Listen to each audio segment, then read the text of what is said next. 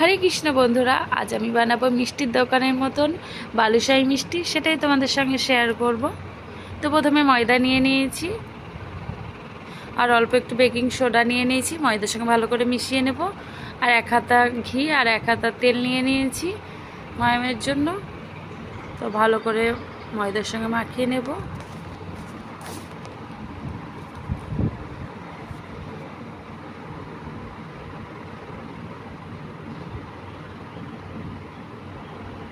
অল্প একটু লবণ দিয়ে দিয়েছি, ভালো করে মাখিয়ে নেব ময়দার সঙ্গে।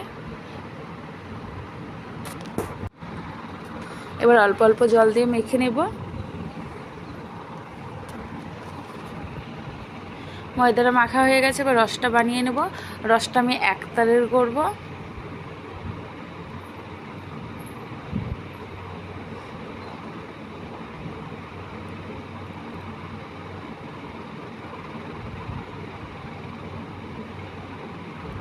রসটা হয়ে গেছে, এবার রসটা রেখে দেবে সাইডে। এবার এগুলো সব শেপ দিয়ে দেবো। আমি ডোনাটের মতন শেপ দিয়ে নিয়েছি। এবার ভেজে নেব।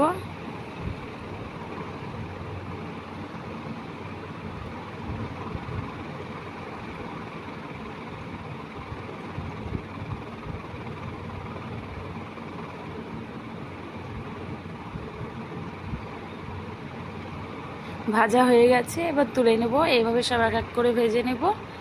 এবার রসের মধ্যে দিয়ে দেব। তোমার বালুশাহী মিষ্টি রেডি। যদি ভিডিওটি ভালো লেগে থাকে অবশ্যই লাইক কমেন্ট শেয়ার করো।